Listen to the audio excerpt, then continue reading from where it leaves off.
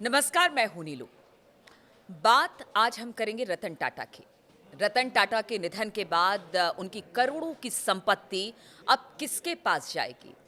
कौन होगा इसका उत्तराधिकारी? इसी पर आज हम बातचीत करेंगे। अगर रतन टाटा की संपत्ति की बात की जाए तो 10,000 करोड़ की संपत्ति वो अपने पीछे अपने लोगों के लिए छोड़ कर गए हैं।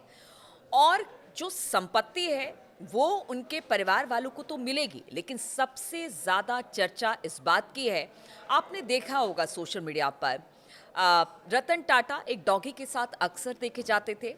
उसका नाम है टीटो, जो उनका सबसे पसंदीदा कह सकते हैं परिवार का सदस्य था और इसे वो बेहद प्यार करते थे। अब इसकी ज़िम्मेदारी को लेकर उन्होंने इस वसीयत में ख़ास तौर पर एक बिल बनाया है, जिसके हिसाब से टीटू की ताउम्र देखभाल की जाएगी। अब मैं आपको सिलसिलेवार तरीके से बताती हूँ कि किसको कितनी संपत्ति इसमें दी गई है और कितनी संपत्ति अपने पीछे रतन टाटा छोड़ कर गए हैं। रतन टाटा 10,000 करोड़ की संपत्ति छोड़ गए हैं, जिसमें से अलीबाग का बंगला, मुंबई के जुहू में 2 मंजिला मकान है, 350 करोड़ की एफडी और टाटा सन्स में 0.83% की हिस्सेदारी। आप समझ सकते हैं कितनी ज्यादा संपत्ति वो अपने पीछे छोड़ गए हैं। अपनी वसीयत लागू करने की जिम्मेदारी उन्होंने 4 लोगों पर दी है। इस बाग में 2,000 वर्ग फुट बंगला है, मुंबई के जुहू में 2 मंजिला मकान, 350 करोड़ रुपए की एफडी और टाटा ग्रुप की holding company Tata and sons में 0.83% हिस्सेदारी शामिल है। टीटो रतन टाटा ने 5-6 साल पहले उसे गोद लिया था और इसकी देखभाल की जिम्मेदारी उन्होंने अपने रसोइये पर डाले थे। कहते हैं कि जो रतन टाटा के रसोइये हैं वो काफ़ी पुराने हैं। उनके रसोइये पिछले 27-28 साल से उनके साथ जुड़े हुए हैं। इसके अलावा बताया जा रहा है कि जब भी रतन टाटा बाहर जाते हैं, खास तौर पर अपने रसोइये और बटलर के लिए वो विदेशों से महंगे महंगे गिफ्ट लेकर आते थे।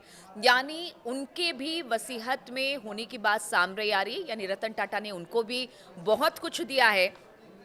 इसके अलावा रतन टाटा ने अपनी संपत्ति में अपने फाउंडेशन भाई जिमी टाटा, सौतेली बहन शिरीन और डिएना जीजी भाई, हाउस स्टाफ और अन्य लोगों को भी हिस्सेदार बनाया है। तो आप समझिए कि रतन टाटा ने किसी को भी नहीं छोड़ा जो उनके अपने प्रिय थे और जो प्रिय लोग थे उन सबको अपने जो संपत्ति है उसमें हिस्सेदारी दी है। लेकिन जिस टीटो की बात हम कर रहे हैं उसकी देखभाल उनका रसोइया करेगा और जब तक वो जिंदा रहेगा तब तक जो भी सुविधाएं उसे दी जाएगी वो उसे मिलेगी। देखिए, पहली बार ऐसा नहीं हो रहा है। विदेशों में अक्सर इस तरह की खबरें आती हैं कि जिनके अपने डॉगी हैं, जो उनको बेहद प्यार करते हैं, परिवार का सदस्य मानते हैं, अपने बच्चों की तरह मानते हैं, वो उनके लिए जायदाद छोड़कर जाते हैं, उनके नाम संपत्ति छोड़कर जाते हैं। लेकिन अगर भारत की बात की जाए, खास तौर पर रतन टाटा की वसीयत की बात की जाए, तो उन्होंने भी अपने प्यारे टीटो के लिए बहुत सारी संपत्ति छोड़ी है और अब यही संपत्ति जिस तरह से उसकी देखभाल होगी और जिस तरह से जब तक वो जिंदा रहेगा, जब तक जो भी सुविधा उसे मिलनी चाहिए वो मिलेगी, ये चर्चा का विषय बना हुआ है।